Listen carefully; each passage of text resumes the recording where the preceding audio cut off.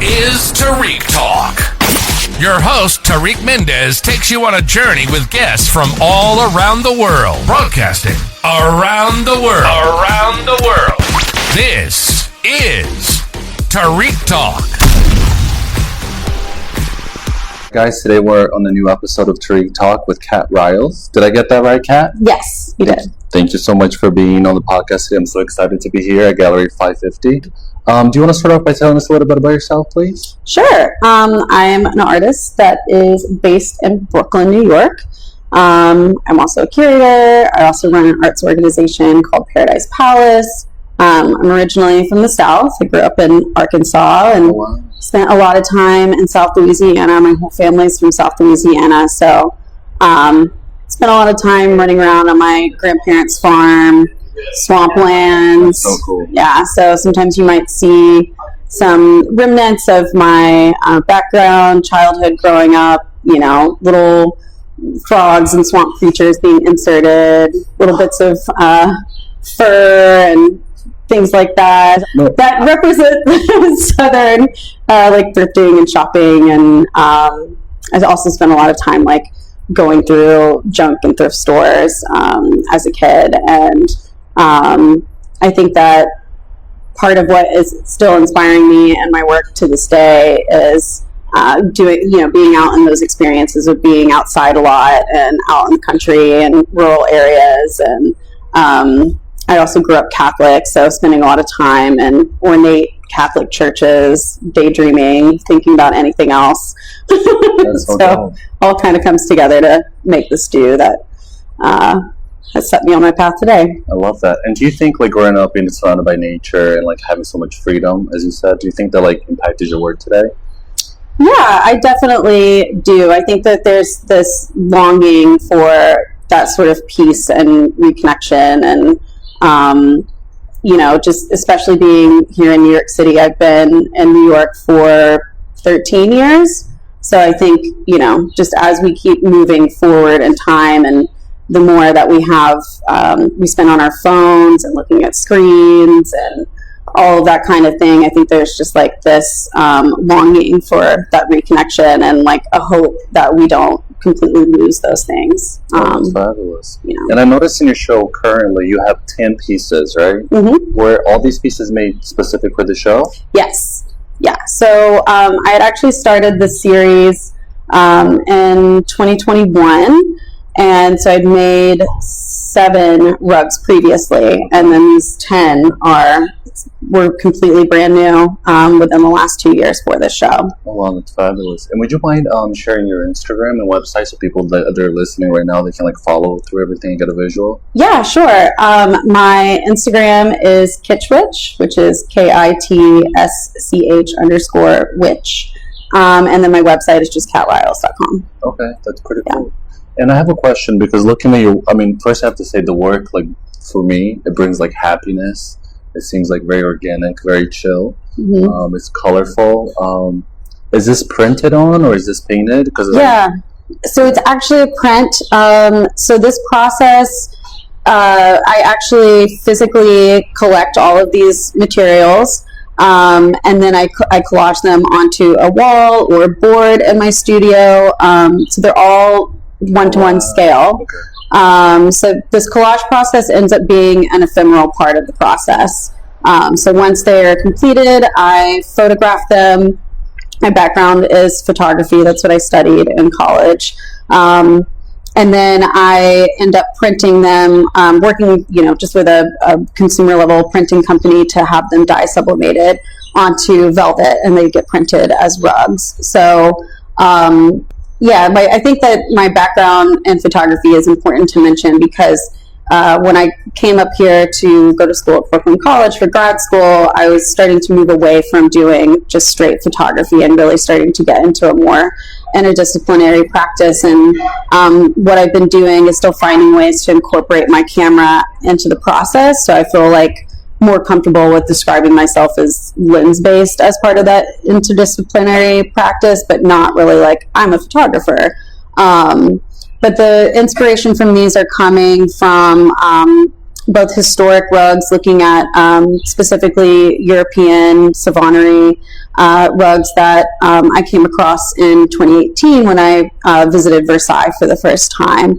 And they were huge. They were just like spread across the floor, massive carpets, and they made me think of casino carpets. And so I started just thinking about banquet hall carpets, conference centers, casinos, and sort of marrying those aesthetics of indulgence and excess. And so that's kind of how we've gotten to these very loud maximalist prints here today.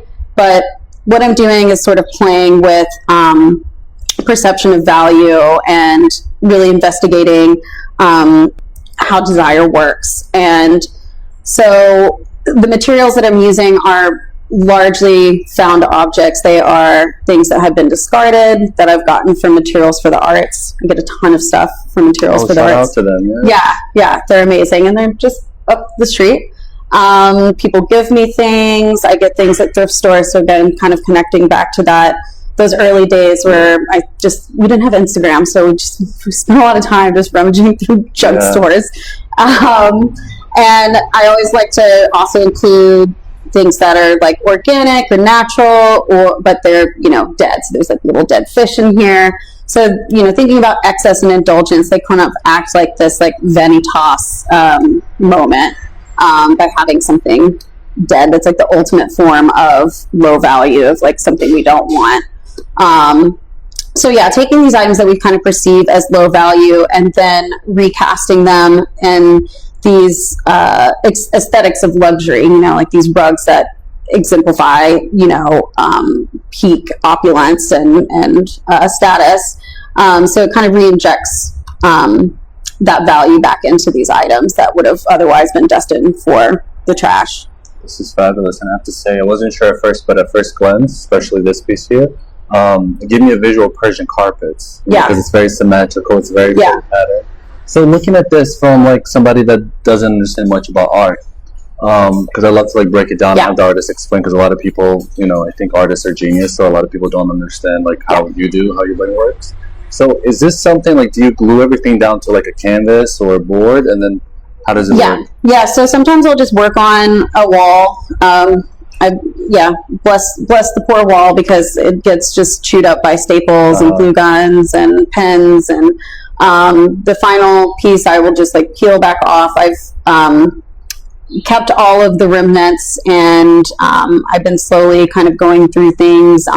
Some of the items I'll be cutting up and making into scraps that I can donate back to Materials for the Arts, and then other things I'll use for other projects. But yes, normally I'll just build them straight onto a wall, or like for some of these smaller pieces I was able to just do them on boards, which made it a lot easier to like move them around and make them and be able to lay them like flat on a table.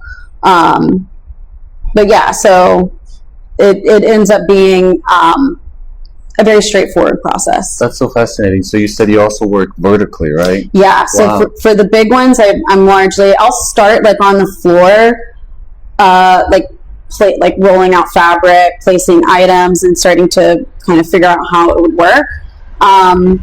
And I'll also like then get tracing paper and put that, like mark out where I need the outline of the rug to be, because they do have to like line up with like the layout for this printing company and have like match the bleeds and everything like that. So I have to like mark that out, and I use the tracing paper to draw a design, and then I cut out all of those elements and we'll pin that to fabric and then cut out all the fabric pieces. So the base layers end up being fabric, and then I come in and do all of the details later on.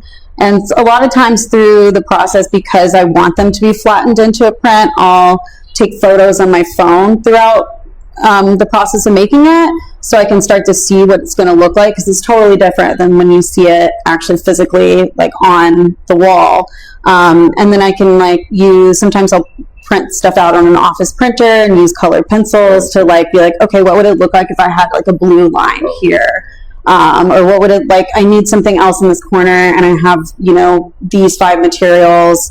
Let me like do a quick little sketch and see what that would look like before I spend the time like actually like Wow, that's so fascinating. getting it on there. Do you have like an archive of all the original pieces? Yeah, so I do. And I've been thinking more about how to, like I mentioned earlier, that desire is an important part of this. So that's one aspect of why I don't want to give you the real collage. Yeah. Like I could sew all these things together, mount them onto a board. But I like that they get flattened into photography because they look like real objects that you could reach out and touch, but they're not actually there. So it just pulls on this tension of desire. But for this show, something new is I started to save some of the items and then do this like memory-ware folk art process of making like a mosaic with the rod that it's hanging from. So you just get a little taste of the actual items that were in it without me having to give you the full finished piece. That's so interesting. You know, one thing that I admire about New Orleans, especially artists, is like they have this like talent for like embroidery and details and beading that I think it's fascinating. So it's funny that you said it because I like picked up on it, as you said. That's really cool. I come from a Cajun family, so it is interesting that, kind of a little bit later. I mean, I grew up going to like rural Mardi Gras, but I, a little bit later in life, actually got to see the Cajun Mardi Gras, which is very frightening to see for most people because it's just like rednecks dressed in, they like make these homemade masks and they're like these clown suit kind of things, and they're just running around in the countryside at like 6 a.m. trying to chase and catch a chicken. And it's you definitely look up the career de Mardi Gras if you want to go down a little rural side quest. That's so fascinating. I didn't know. Yeah. Wow. So a little bit how of do ideas come to you? Like, are you an artist that you like to work at nighttime or daytime? Like, do you have a preference? I would say that I'm more of a like research-based artist. I tend to, so I don't have a full-time artist practice because I'm also running my organization. So I sort of create in a seasonal type of manner where there's like maybe a few times a year or a chunk of the year where I'm very productive and that's my time I've set aside to do it.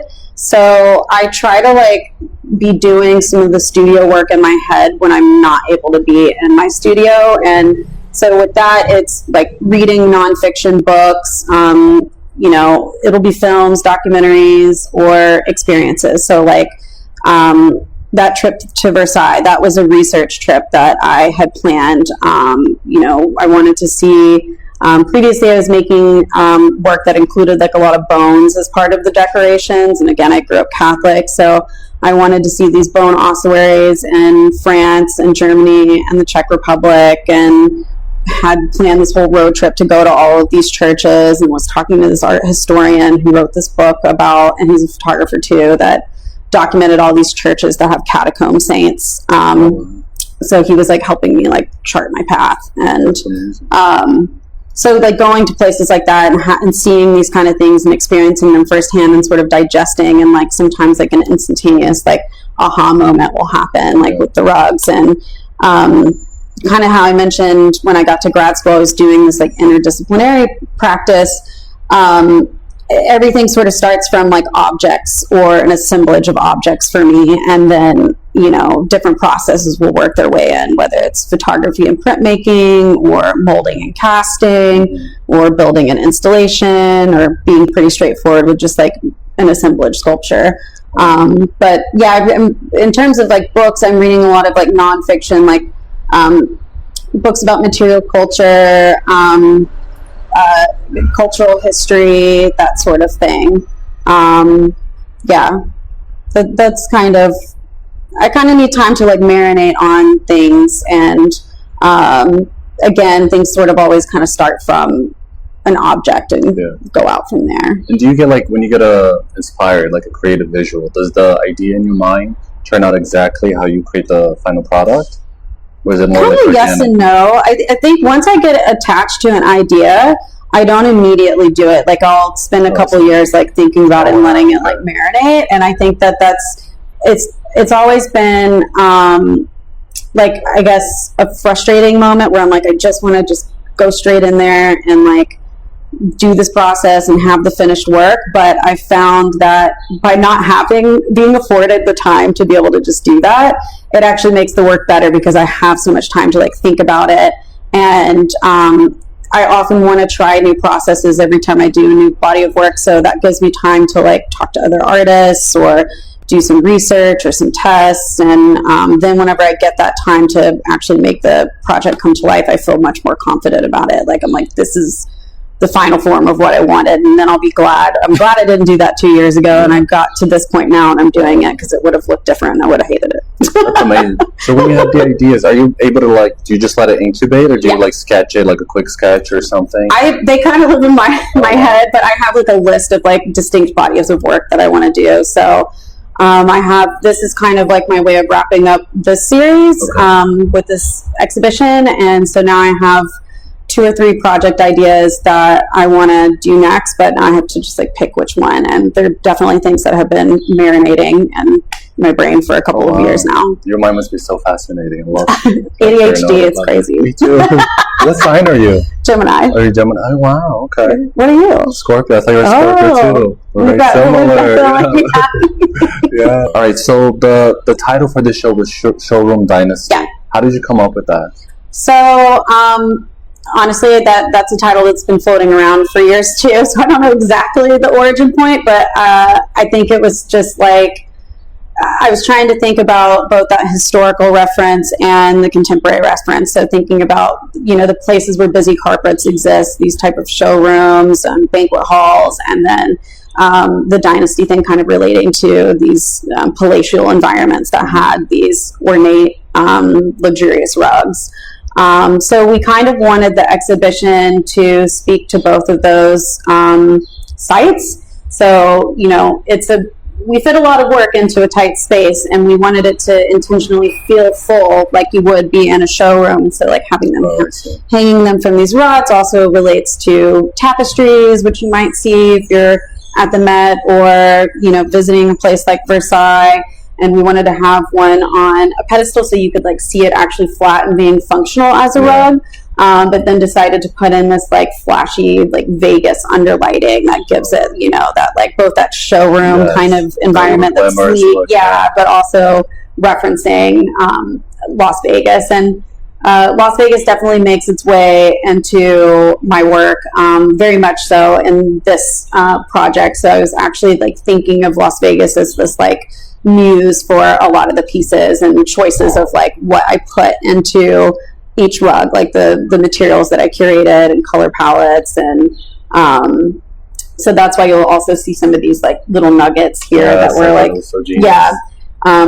Bailey, our gallery director, also wrote this really fabulous insight in the press release of like these busy carpets being like a place where things will be hidden. Like if somebody drops a poker chip onto the floor, it just kind of gets swept up into the design. And so that's also kind of part of it, of like things that are being revealed and hidden. And I think, again, that sort of translates to this idea of wanting to flatten these into photographs and thinking about how we interact with screens and all of those kind of things in our daily lives. Wow. Shout out to Bailey. Yeah. I do think adding the little nuggets, as you said, I think it makes like the exhibition very immersive. Yeah. When I first seen the work, when I first came in, I like didn't want to touch my phone and take pictures. I wanted to like get sucked into because each of them almost feels like it's its own world. Yeah. And I really appreciate that. And I have to say, looking at all the artwork, how do you come up with all of the titles? It's very fascinating, like for each of the artworks. So the titles will often have like, so because I'm kind of creating a bit of a narrative for each one, again, using Las Vegas iconography as this like starting point of like these sites of indulgence, like the buffet and like the spa, the tiki bar, the shopping center, the penthouse suite, all of that kind of thing. So I'm trying to, they are playing with, ideas of kitsch. This is about sort of luxury and kitsch coming together in these two opposite scales of value that are colliding together. So I want the names to be a little bit punny or kind of silly, but also a little bit, like a little bit cheeky or wicked, I guess. I don't know what right word to insert there, but they're a little bit dark, like a little bit dark undertones sometimes. And sometimes I'll get them from like books that I'm reading that are about, topics of the topic or the idea of like fakeness, or I have a book that is about special effects in terms of, and it's relating to Las Vegas and historic Baroque eras. So sometimes, like in reading these types of like cultural historical books, I'll find little lines and stuff in there, or from watching like documentaries and things like that. Like some of the titles, I was like pulling little nuggets from this CNN documentary about Las Vegas. That's so cool. Yeah. And are you able to like you seem to have like a very creative, like genius-like level mind? Are you able to kind of like pull away from your artistic mind and enjoy life every day, or are you always like get inspired, always coming up with new ideas? Oh, I definitely need to have like time and space away from this. I definitely, again, kind of going back to the ADHD thing, there's a lot going on. I don't know about creative genius or anything like that, but it's a lot happening in there. And I just also want to say to other artists that are like really in it with their practice, like just remember that when you need to take a break and pause and live your life, it's totally okay. And that we need to remember to have those moments, because I definitely don't want to look back and just be like, I was just in my studio like my whole life in my dark little basement, and I want to be like outside sometimes with my dog. And I think the pauses are good. I think that allows for the ideas to come back too. That was actually going to be my next goal. We're just in sync today. But I was going to ask you, like, do you have any advice for your younger self? If you looking back now, like artistic advice? I don't know. It's hard to say, because I think that learning from your mistakes and experience is important to get you where you are. Mm-hmm. So I think if I tried to tell myself not to do certain things, that I wouldn't have learned and grown and developed into the place that I am now. But I mean, it takes a lot of work and dedication. And I think that's probably the main thing I would tell myself, is to be wary of burning yourself out and overworking yourself and saying yes to everything. And that can definitely be very hard to manage for all of us, of just understanding how time works, and you can't say yes to everything. Absolutely. Just jumping off topic a little bit, if you could own any artwork by any artist that you admire, who would it be? If I could, own any artwork? Own any artwork? Ooh, probably either a Wangechi Mutu piece or a Nick Cave piece. Ooh, okay. Yeah. I don't know. I don't have a specific piece in mind, but that's so interesting. Nick Cave, he's a very, very cool artist too. Yeah.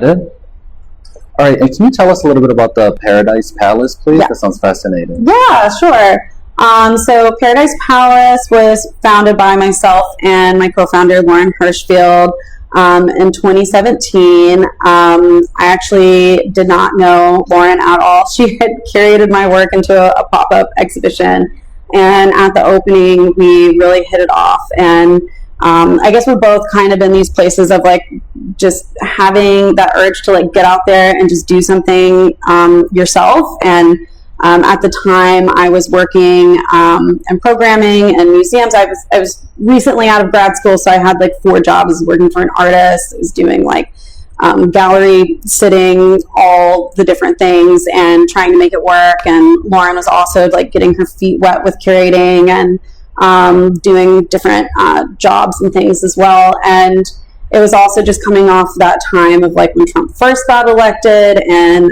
the NEA was being threatened to be drained and all of that, and just 2 ambitious, bold, enthusiastic gals wanting to see change in the art world and being by God, we're going to do it. So the first iteration of Paradice Palase, we started in the basement level of my apartment building in Bushwick, and it was a curatorial project, but we also wanted it to be not really a passive experience for people. We want a community to be involved in it, so we ran these crowdfund campaigns with every exhibition. So we would get a group of artists for each show and have a theme conversation we wanted to discuss with the work, and the artists would give us small items a t-shirt or a pen or maybe something small and handmade that was an addition, and those were like the rewards people could get from the crowdfund campaign. So it really like let people have a hand in the production of the actual exhibition. So when they came, it's not like you just like showed up to a show, it's like you were part of it. And it was also like sort of helping people to be able to collect on whatever level was possible for them, and we were able to make stipends for all the artists, so even if we didn't sell something, they still got a couple $100s for just like participating. So it kind of like then turned into a laboratory or a test kitchen of sorts, and as the years went by, we were trying to make like retail items with artists. We were doing a lot of like public workshops and programming, and eventually got a physical space, and we're running a more formal gallery out of the space, and we had studios. But now we've sort of like, it was just a lot. It was a lot of work for the two of us. So we've gotten to a place where we're like, we need to like scale it back and just like really stick to one thing and then grow out from there. And so what we've landed on is building this artist network and community, and it's really about connecting artists together through a mutually supportive network. And we do like professional development stuff with them. We do networking events and meetups, and we still do curatorial projects, but we try to do them more with like partners or other organizations, so that we're connecting our artists into these different audiences. And like, we're not like the opportunity, like we're helping you get the opportunity. So that's sort of where we're at now. That's amazing. And if somebody's listening right now and they want to like possibly donate a space or donate, currency, are they able to do so? Yeah, so we are fiscally sponsored, so we accept donations through Fractured Atlas, and you can find that information on our website, which is paradisepalase.com. Just know the C and the S are switched in the two words. We're DIY. And if you are interested in joining our artist network, you can also find that information on our website as well. Oh, that's fabulous. Thank you for sharing that. Can you share with us any current projects or future projects that people can check out? Yeah. So I don't have anything in the New York area that's going to be coming up, but I am going to Las Vegas tomorrow because I have a 2-person show there with the city of Las Vegas at their Mirrors Gallery downtown. So that'll be opening on October 16th, and it will be up through January. So if anybody happens to be going to Las Vegas and you go downtown, you can see the older rugs that I had previously made before this exhibition. Oh, that's so fabulous. So these will be the rugs that you created when you first been to Versailles and everything? Mm-hmm. Oh, wow. That's so cool. Like the large rugs be stepped on, or is it just decor only? Oh, no, yes. I'm intending for these to be, if you collect the rug, you can use them as a rug, and it can live in your house and be properly lived with. But we also show them hanging, just to, if you're weirded out by that, you can always like hang it on the wall, like a normal, 2D artwork. But yeah, I don't have an issue with people, like some of the exhibitions, I'll have them just like flat on the floor, and within the edition, I always have like an exhibition print that is just for being shown, and sort of functions as like my AP print. So that one's they're not as like precious, and I just like clean them after an exhibition. And then for the other rugs though, I only do a small edition. So they're just an edition of 3, and then the smaller ones are an edition of 5. So kind of again, like when we were talking about value and desire, and taking these objects and re-injecting them with value through these aesthetics and everything. I also am interested in playing with the aura of the artwork. So if it's an original piece, that is king in the art world, and so I thought it was interesting to then make them into a print edition. It makes them more accessible, which is something that's really important to me, and then also makes them actually functional as a rug. So those are like 2 things that the art world doesn't really appreciate as much. Absolutely. And if somebody's interested in your work, but they want like a specific piece, are you able to do like a custom piece for them? Oh, yes. Can you reach out to you for that? Yes. So I was actually an artist at the Museum of Arts and Design as a resident last year, and I had a lot of people coming in and asking me that question. So I hadn't thought about it before, and it was a really exciting thing to come up. Oh, that's fabulous. Thank you for sharing that. Yeah. Okay. I did see a difference between the smaller and the larger rugs. Can you tell us a little bit about that? Yeah, so the larger rugs came first, and as I mentioned, I was kind of using Las Vegas as the starting point to curate the materials and build a narrative around. So I'm looking at these like sites of kind of iconography of Las Vegas, but thinking about just generally like where are places of American indulgence and excess. So yeah, again, like the steakhouse, the shopping center, the spa, et cetera, and then those are being married with these the formal aesthetics of these Savonnerie rugs, which were like very popular in 17th and 18th century Europe. But for the smaller rugs, I wanted to differentiate them just a little bit and kind of bring them up to speed with where what things that I'm currently thinking about. And so I started to look at arts and craft movement rugs, which made a little bit more sense for the smaller scale. I didn't have as much space to work with, using these like real physical objects. And they're a little bit more graphic and sometimes more minimal. So that was a better jumping off point from that historic era. And it's also still kind of in line with this European design movement. But the interesting thing about the arts and craft movement, William Morris was a big component to that process and era. And he was a utopian socialist. Like he thought that, handmade artworks and creativity and craft was what made people happy and really push back against things that were happening with industry and mass production and things like that. And so I was kind of just also thinking about this, how we're in a similar moment right now with like AI technology being this huge transformative moment in industry and culture, and how artists are dealing with that, and like thinking about how I'm making these things in a handmade way, but then I'm also playing with reproduction as well. So for these, his whole movement was about this hope of not having these big sweeping changes, and just like having this hope for society going in a creative direction. And I think about gambling also as being this form of hope, obviously, but like a very melancholic kind of hope of like, when you go to a casino, you're very not likely to win. But we are just like pulled to like keep chasing that desire and keep trying to attain something more. And so I think some of what's going on just like in culture and politically was just making me think about those two kind of themes that I've like, thinking about that historical reference point changing, and then also looking at a little bit a different sort of iconography from a similar place within American culture. Oh, wow. That's fascinating. I have a question. If you could do any like future project with no budget, do you have anything in mind that you could do, like whatever, like it could be an immense carpet? Okay, nobody steal this idea, but my dream is to, thinking on the Vegas themes, is to have a nonprofit art casino. Oh wow. Like you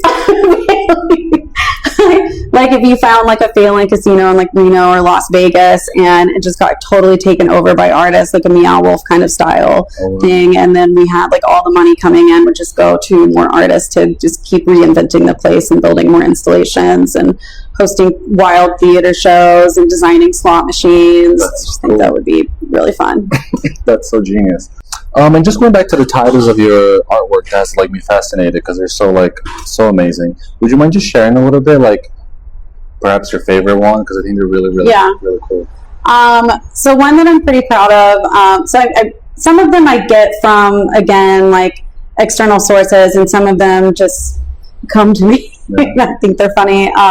So this piece that's over on this wall, there's definitely an influence from the film Showgirls in this piece, and there's a documentary called You Don't Know Me that I really love revisiting, and just hearing these nerds talk about like what makes Showgirls so interesting to always come back to, and like they always argue if it's like a masterpiece or like the worst movie ever made. And I love that it can be these, again, two things that exist at the same time, of like bad taste and like, yes, amazing, like artwork. Yeah.